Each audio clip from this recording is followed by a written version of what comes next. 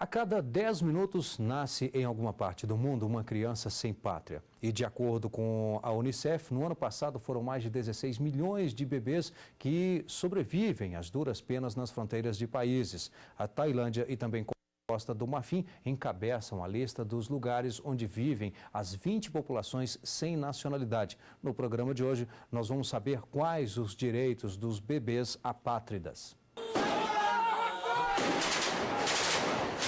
Conflitos na Síria e em outras regiões agravam problemas de bebês que nascem sem cidadania, o que dificulta bastante o acesso deles às necessidades básicas da vida: educação, saúde e emprego.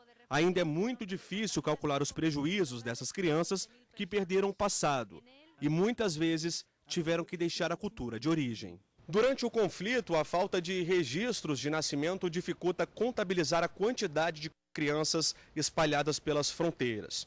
Com isso, muitas delas ficam sem cidadania, o que contribui para a crise humanitária. Além dos conflitos, existem alguns fatores que empurram milhões de crianças à sorte: a pobreza, as catástrofes por conta do clima e a falta de oportunidade de construir a vida em seus países de origem são os principais vilões.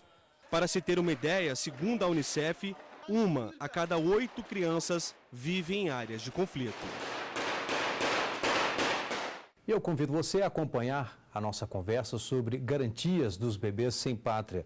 Participam do programa o Dr. Maximilian Patriota, ele é advogado, especialista em direitos humanos, e também o Dr. Márcio Coimbra, ele é advogado especialista em direito internacional. Quero aqui agradecê-los pela presença, por participar do nosso programa, para tratar desse assunto que, quer queira, quer não, comove, né, as pessoas. Para as nações chegam a ser um certo problema, mas para o coração de muita gente, com certeza, é um dano gigante. Mas, professor Maximiliano, eu gostaria que o senhor explicasse quem são esses apátridas, em quais as situações que essas pessoas acabam se encontrando para essa situação. Tá, eu vou tentar passar rapidamente as principais. Caso refugiado, eles podem ficar sem pátria. A situação mais clássica, que a gente vê no dia a dia, o que se ensina nas faculdades e nos cursos, é o conflito entre uma situação em que um país reconhece a nacionalidade pelo solo e o cidadão desse país tem um filho num local onde se reconhece pelo sangue. É uma situação que aconteceu até com o Brasil, até pouco tempo atrás, até uma emenda constitucional. É porque nós temos, inclusive, sempre aquela ideia de que a criança nasce num outro território e aí ela passa a ser daquele território. Por exemplo, nasce no Brasil, ela é brasileiro. Não necessariamente é assim. É que o Brasil é o direito do solo. Então, quem nasceu aqui passa a ter o direito à nacionalidade. Isso vai depender da legislação de cada país. Tem alguns países, como a Alemanha, direito pelo sangue. Se o alemão nascer aqui, ele tem o direito lá. Então, o Brasil, para sanar esse problema, criou um mecanismo para aqueles filhos de pai ou mãe brasileiro que nasceram no exterior, ele pode registrar numa departição brasileira, que represente o governo brasileiro, e aí a criança passa a ter o direito à nacionalidade aqui. O apátrida, ele não tem nenhuma pátria, que é um dos direitos humanos, da Declaração dos Direitos Humanos da ONU, e aí ele não tem como ser registrado, ter previdência social, seguridade social, emprego, escola, ele não tem acesso a documentos de identidade. Isso também acontece isoladamente em alguns poucos países, como punição ou como perseguição política. Se persegue um grupo minoritário do país, se tira a nacionalidade de um conterrâneo e ele tem que sair do país e depende da ajuda humanitária. Nesse caso de punição, por exemplo, teve um precedente da Corte Americana que impediu essa punição ao soldado acusado de deserção, disse que ele não podia perder os direitos. Quando mas por alguma razão, ele perde essa nacionalidade, ou pelo casamento, às vezes perde. Se ele perder na condição de refugiado, as Nações Unidas criou, após a Primeira e a Segunda Guerra Mundial, que gerou um número muito grande de apátridas, ela criou um regulamento e um estatuto do refugiado.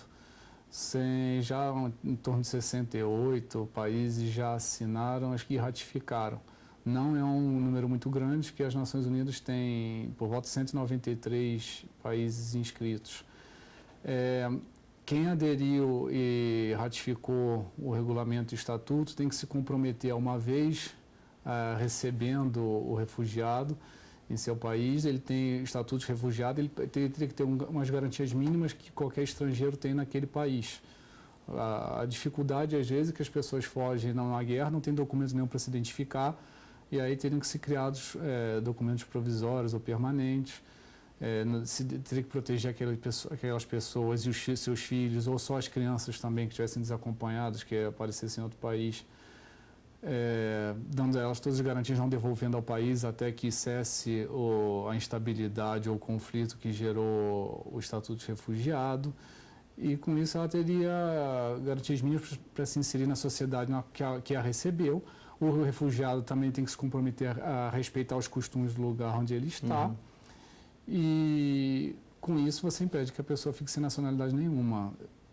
É um incentivo que as Nações Unidas têm feito, e até acho que ano passado, 2014, ela fez uma campanha mundial para acabar com os sem pátria num prazo de 10 anos. Professor, os exemplos que o professor Maximilian traz aqui, ele falou de uma forma geral, mas essas regras são diferentes para o caso dos bebês? Porque nós temos várias situações, né, como nós vimos ali na reportagem, são conflitos, às vezes uma guerra ou às vezes perseguições políticas, até mesmo os chamados refugiados, né, ambientais. E naquele momento, às vezes, a mãe está grávida e quando ela entra num outro ou um determinado território, ganha essa criança. Tem alguma diferença para esses exemplos que o professor trouxe? Partindo dessa premissa, usando o que o professor Maximilian aqui já falou, eu acredito que esse é um problema muito mais político hoje do que jurídico. Nós podemos, claro, criar estatutos que podem vir ao encontro desse problema e resolvê-los, mas nós precisamos entender que esses estatutos precisam ser ratificados pelos países. Como ele mesmo falou, existem vários países que ainda não ratificaram estatutos nesse sentido. Então, o que a gente tem hoje é uma divisão do mundo entre os países que ratificaram, outros países que não ratificaram, e uma série de refugiados que passam por diversos países do mundo, em alguns que eles conseguem assistência, outros que eles não conseguem assistência. Então, o que acontece com isso? Acontece geralmente que essas pessoas que são esses refugiados, eles tendem a buscar nações mais desenvolvidas. E nesse caso, por que eles têm buscado a Europa? Porque a Europa possui um sistema de assistência social muito grande, ao contrário de outras nações. Então, por exemplo, nas nações europeias, esse sistema de bem-estar social que foi criado logo após a Segunda Guerra Mundial, ele dá um tipo de amparo. Então, o que tem acontecido? As portas da Europa estando abertas, especialmente em função de estar próximo onde está o conflito no momento, que é ali na Síria, na região do Oriente Médio, leva naturalmente essas pessoas para a Europa, né? As pessoas que conseguem chegar em outros países que não têm um sistema de assistência tão grande ao imigrante, geralmente elas tendem a sofrer mais, mas também elas tendem a se integrar dentro da sociedade com maior facilidade em um próximo momento. A gente vê, por exemplo, a questão do Brasil e Estados Unidos. São dois países formados por imigrantes, né? Tanto Brasil quanto Estados Unidos, países de dimensões continentais, formados por imigrantes. O Brasil é talvez o caso de maior sucesso de imigração no mundo, porque quando os imigrantes vieram para o Brasil, nós não tínhamos um sistema de assistência social. E por conta da ausência de um sistema de assistência social, isso fez com que os imigrantes se integrassem na sociedade de uma forma mais efetiva. Isso também aconteceu com os primeiros imigrantes que chegaram nos Estados Unidos, né? Então, no Brasil, a gente vê segunda geração de todas as pessoas que imigraram para o Brasil, elas se sentem brasileiras. Elas falam português e não falam o idioma da onde elas vieram. Esse é um caso muito peculiar, porque nós vamos para os países europeus, nós vemos terceira geração, segunda geração, essas pessoas se consideram nacionais ainda sentimentalmente dos países de onde elas vieram, de onde os seus pais imigraram. Então, essa é uma questão que a Europa precisa começar a se questionar agora. Com uma geração de imigrantes vindo a bater às suas portas e com um sistema de assistência social que existe hoje na Europa, tem que ver se esse sistema se sustenta, né? E se isso não vai, pouco a pouco, mudar a face desses países. Porque, vejam bem, aquele ataque terrorista em Londres, por exemplo, em 2005, ele foi cometido por cidadãos ingleses, nascidos na Inglaterra, mas filhos de imigrantes muçulmanos, né? Então, essa é uma questão que a gente tem que tocar. Então, a gente tem a questão do bebê apátrida, né? Mas a gente também tem a questão das pessoas que conseguem imigrar e conseguir uma nacionalidade estrangeira. E essas pessoas que têm essa nova nacionalidade, muitas vezes elas têm uma nacionalidade legal, mas eles não têm um tipo de sentimento que os deixe muito próximo dessa nova nação. Portanto, eles têm passaportes, mas eles não são cidadãos efetivamente daquela nova nação para onde eles imigraram. E esse talvez seja um dos grandes desafios que esses conflitos nos impõem hoje em dia. Nós vamos aqui a um rápido intervalo, já já nós estaremos de volta para tratar justamente deste assunto, né, sobre os direitos dos bebês sem pátria. Não saia daí, até já.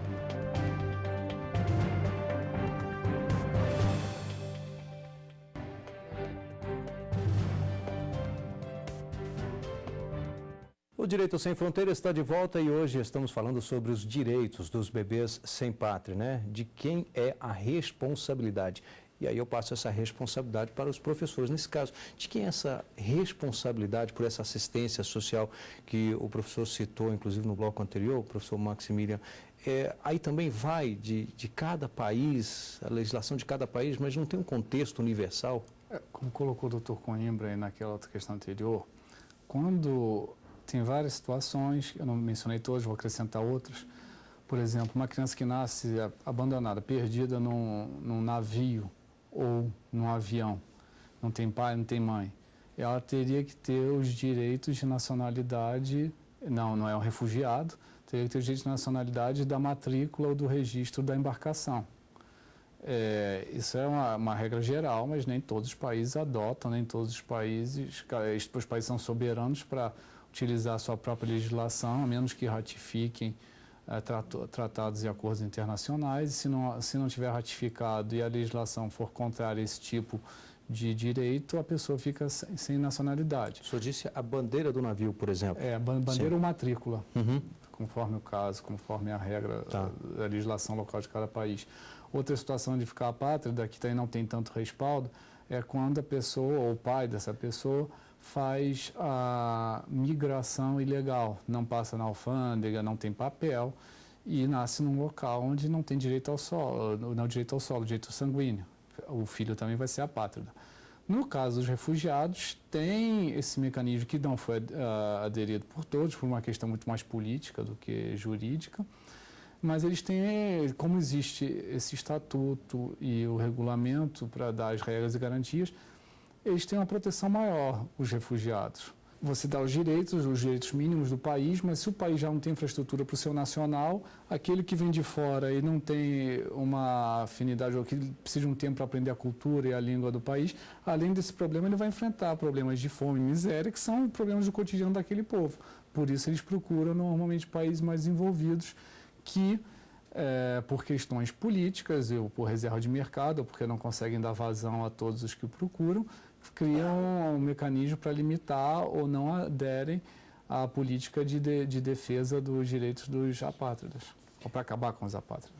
Essa assistência à educação, a mesma saúde, essa assistência, digamos que básica, como é que fica essa questão para essa criança? Que muitas vezes, e aí eu faço questão de citar esse ponto, porque talvez só tenha aí alguma diferença quando tem a mãe e o pai acompanhando aquele bebê, ou a mãe e o pai, de repente, de alguma forma, ou aquela criança fica perdida, desamparada, ou até mesmo os pais morrem? Como é que fica toda essa responsabilidade por parte do Estado com essa criança? Na verdade, isso vai depender muito do país que a gente está falando, né? Existem países que têm um compromisso, digamos assim, com a diversidade. Vamos começar por aí, né?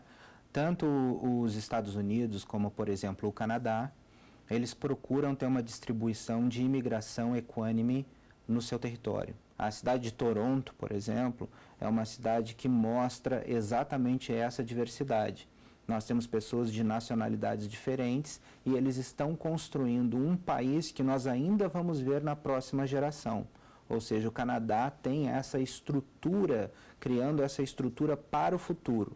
Exemplos de Estados Unidos e Canadá não se aplicam na Europa, que é onde a gente está vendo esses refugiados hoje, né? Então, no caso americano, por exemplo, nos Estados Unidos, essas pessoas que são, inclusive, apátridas, elas conseguem ter acesso à educação, elas conseguem ter acesso à saúde, conseguem ter algum tipo de acesso que o governo americano, nesse sentido, para as camadas mais baixas da população, como o Dr. Maximilian falou, essas pessoas que imigram, elas vão para uma condição muito desfavorável economicamente. Então, em países como os Estados Unidos, eles conseguem, dentro desse sistema, ter acesso a coisas básicas, educação, saúde e segurança. Na Europa, eles têm essas coisas, mas tem uma coisa além, tem a assistência social, o que acaba por levar essas pessoas a se juntarem em guetos, porque elas vão para onde já estão nacionais que já emigraram. Então, na realidade, isso evita a formação de uma identidade nacional. Veja bem, quando eu estava falando da imigração para a Europa e Estados Unidos, eles tentam alocar essas pessoas em lugares diferentes, exatamente para você não criar os guetos. Na Europa, eles não conseguem ter esse controle. E a Europa está enfrentando o seu maior dilema, que é a construção de um estado de bem-estar social que vem pós-Segunda Guerra Mundial, que tem entrado agora em xeque com toda essa situação e colocamos em xeque também a situação das fronteiras abertas da União Europeia.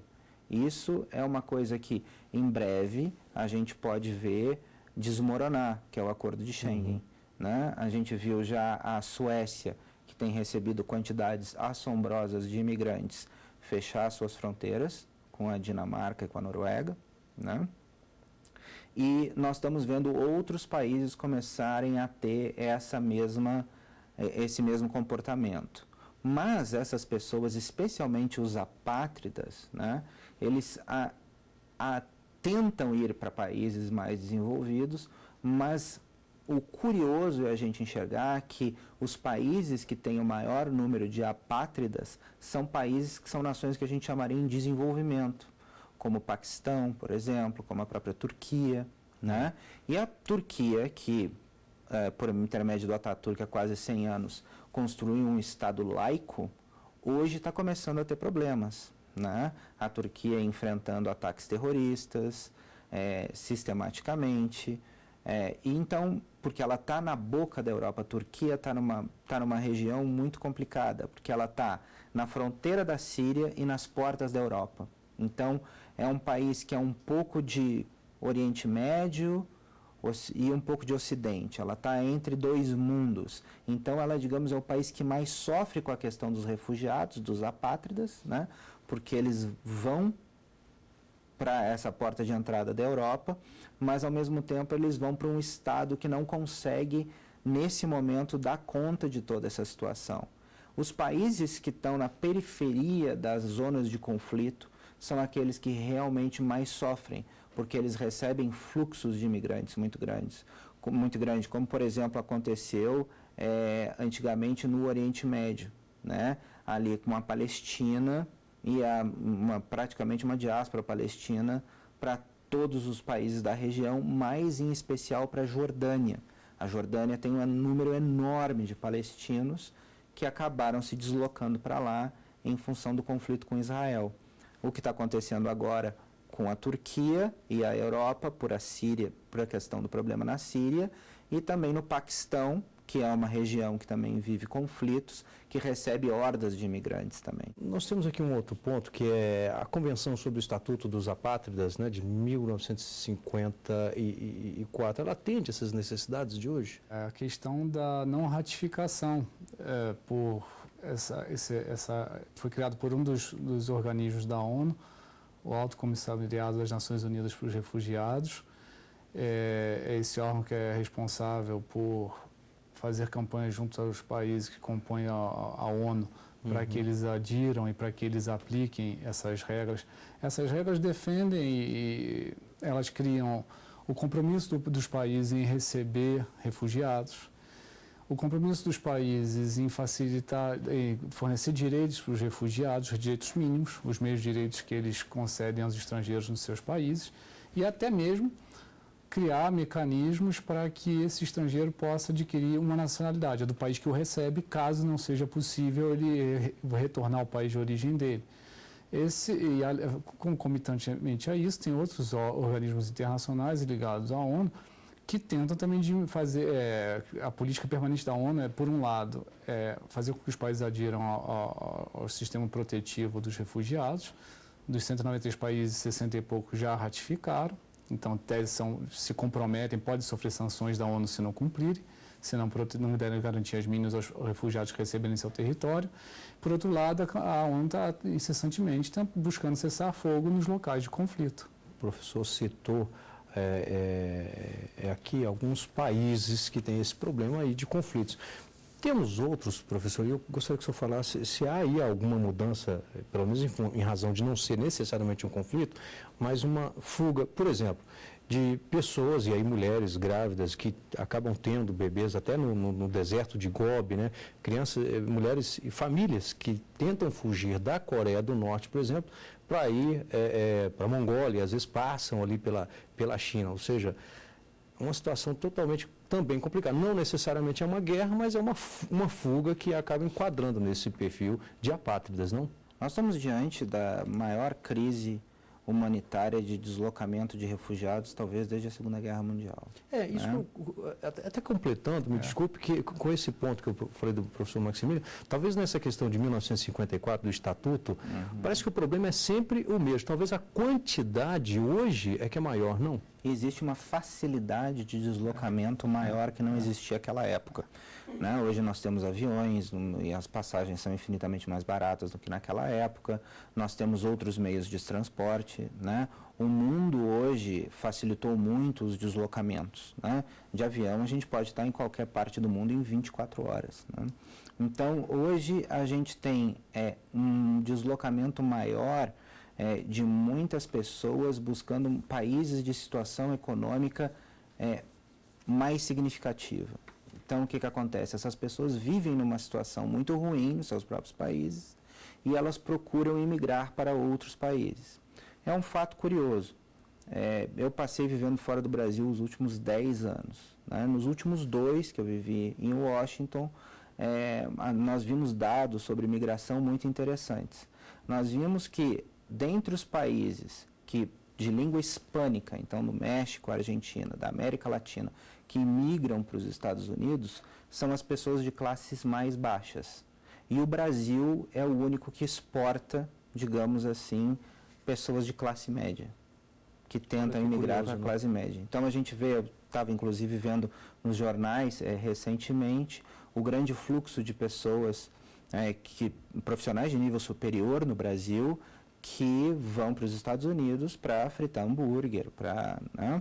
Ou seja, eles buscam subempregos em um país mais desenvolvido, mesmo tendo uma formação intelectual superior no seu país de origem. É o que a gente não vê nesses outros países. Nesses outros países hispânicos, na medida que você atinge um determinado nível no seu país, você não sai. E se você é de uma classe social mais baixa, aí você tenta entrar nos Estados Unidos de qualquer jeito.